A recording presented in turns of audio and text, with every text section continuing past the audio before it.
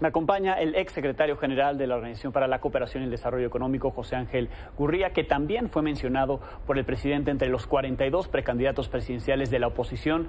Buenas noches y bienvenido. ¿Qué tal? Muy buenas noches. Pues ya lo andan candidateando, ¿no? Sí. Yo no había escuchado su nombre. ¿Usted le habían hecho alguna propuesta recientemente? Fue, una sorpresa. Sí. Y debo decir que le agradezco mucho al presidente porque somos un país de 130 millones de habitantes. Y el hecho de que piensen que 42 personas podrían ser dirigentes de este país, ¿no? ¿Y esté usted en la lista? Pues, y esté uno en la lista, la verdad es que es un gran honor y es un gran privilegio. También, como digo, fue una gran sorpresa. Sí, ahora lo apuntan como el bloque conservador. ¿Usted se considera parte de un bloque conservador? No, de ninguna manera. Yo diría que después de haber sido secretario de Relaciones Exteriores, después de haber sido secretario de Hacienda y de 15 años al frente de la Organización para la Cooperación y el Desarrollo Económico, de lo que estamos hablando es de una enorme experiencia acumulada, en donde hemos visto de izquierda, de derecha, de centro, pero sobre todo lo que vemos ahora son coaliciones, sí, porque se ha fragmentado la política. Y estamos hablando de México, pero estamos hablando de España, y estamos hablando de Alemania, y estamos hablando de Italia, y estamos hablando de Suecia, y estamos hablando de Turquía, y estamos hablando de los propios Estados Unidos. Entonces, en el mundo entero, la norma es la fragmentación y, por lo tanto, la necesidad de coaliciones, ya sea formales o coaliciones informales, en donde los diferentes grupos se asocian. ¿Por qué? Porque para la gobernabilidad, y esto es la clave, se requiere que haya una mayoría funcional, es decir, que se exprese en las curules o el número de curules y el número de votos, cuando menos en algunos temas fundamentales, que son los que van a definir el destino de los países. ¿Cómo cuáles? Por ejemplo, el tema de los presupuestos. Okay. Por ejemplo, el tema de las políticas de educación, de las políticas de salud. La pandemia lo puso absolutamente a prueba. El tema de cómo se maneja la infraestructura, qué tanto participa el sector privado en la infraestructura, tanto nacional como extranjero, para acompañar al Estado, para complementar al Estado, en virtud de que el Estado, en el caso de México en particular, pues es un Estado que tiene ingresos muy modestos. Tiene ingresos como de 17% del PIB, cuando el promedio de los ingresos de los países de la OCDE por la vía tributaria es de alrededor de 35%, es decir, estamos hablando del doble. Y si hablamos del país en donde yo viví durante 15 años, en Francia, Dinamarca, etcétera, y esto lo menciono porque nos los ponen con mucha frecuencia de ejemplo. Nos dicen, a ver, ¿cómo le podemos hacer como Dinamarca? Bueno, ellos tienen una carga fiscal de cerca del 50%. Altísima. Quiere decir, estamos hablando de 3 veces más que México. El promedio de la OCDE es 2 veces más que México. Por lo tanto, México lo que tiene es una restricción fundamental de recursos. Está, de alguna forma, condenado a tener pues un gobierno chiquito, ¿no? Es decir, y a tener que descobijar a varios sectores para poder apoyar las prioridades, o cuando hay un problema como la pandemia, ¿no? Claro. Que requirió que le dedicáramos muchos recursos a la salud, y entonces se tienen que descobijar muchos otros porque no hay suficientes recursos. Es decir, en el fondo, cuando hablamos de salud, de educación, pero también hablamos de infraestructura, pero hablamos de seguridad. Claro. Estamos hablando de recursos, de necesidades de recursos, y el problema que nos enfrentamos finalmente es cuánto se puede hacer, porque solo tenemos una muy limitada cantidad de recursos. Con este diagnóstico y con la experiencia, además, 2006 al 2021, en la OCDE, proponiendo esto, en estos diagnósticos a distintos países, ¿usted se ve encabezando esa coalición de la que habla, de ese gobierno que se necesita de coalición? ¿Se ve encabezándolo?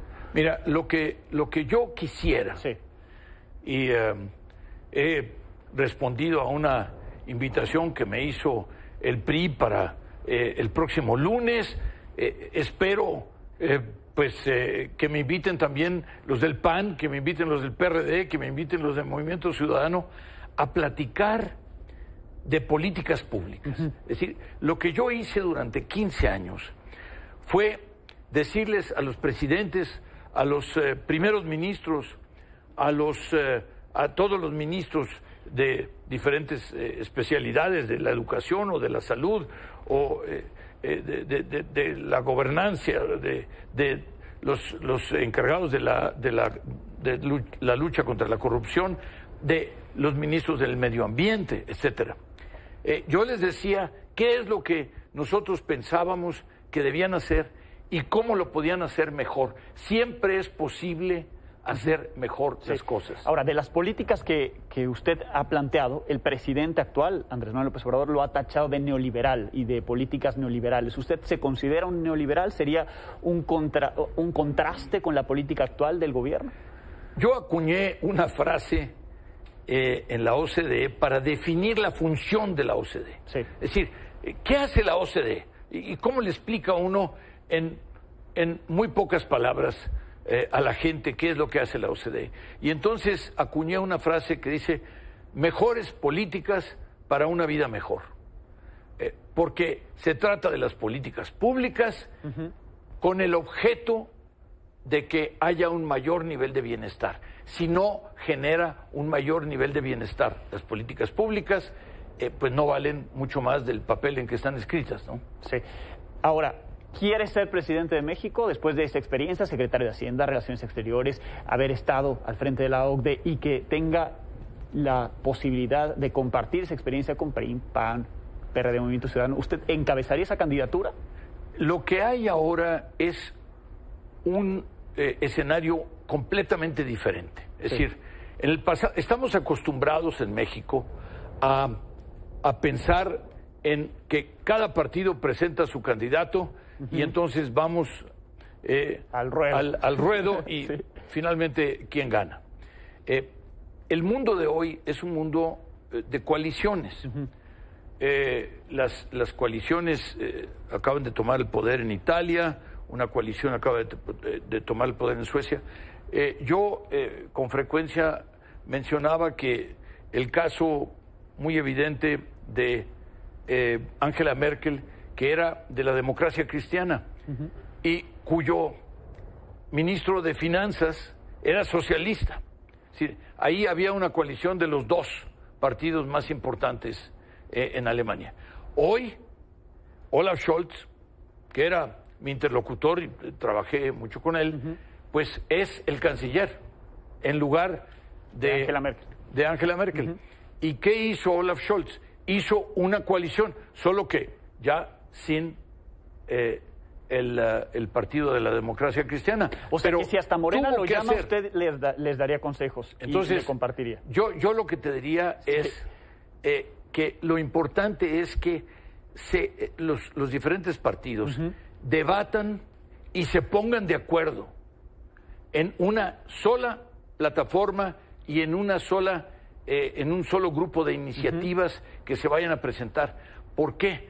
Porque no solo se requieren coaliciones, sino además se requiere que funcionen. Sí. Hoy, en el 2022, en el 2023, en el 2024, que estén a la altura de las necesidades. Aquí, en este país, tenemos un crecimiento por los últimos 20 años como del 2%. Este sexenio prácticamente será cerca de 0. Los próximos 10 años, según nos dicen los expertos, el crecimiento será como de 2%. Es decir, estamos hablando de menos del 2% en promedio por más de 30 años ya, cuando lo que tendríamos que estar creciendo es al 5%, pero durante 50 años seguidos, para emparejarnos, para cubrir los rezagos que tenemos en todos estos sectores diferentes. El reto se antoja impresionante, ¿no? Gran reto de poder lograr ese crecimiento. Se puede. Muy bien. Mira, en el año 2000, el último año del sexenio del presidente Zedillo, crecimos al 7%. Y además hubo una transición con otro partido, por cierto, muy importante transición. Con Fox. Y fue una transición, suave, tersa y funcional. Y por otro lado, con crecimiento, porque había confianza. Bien. Que lo dejen en la lista, por lo pronto. Como digo, a mí me sorprendió, pero lo considero un honor. Bien, muchísimas gracias. Gracias a José Ángel Gurría. Muchísimas gracias a ustedes.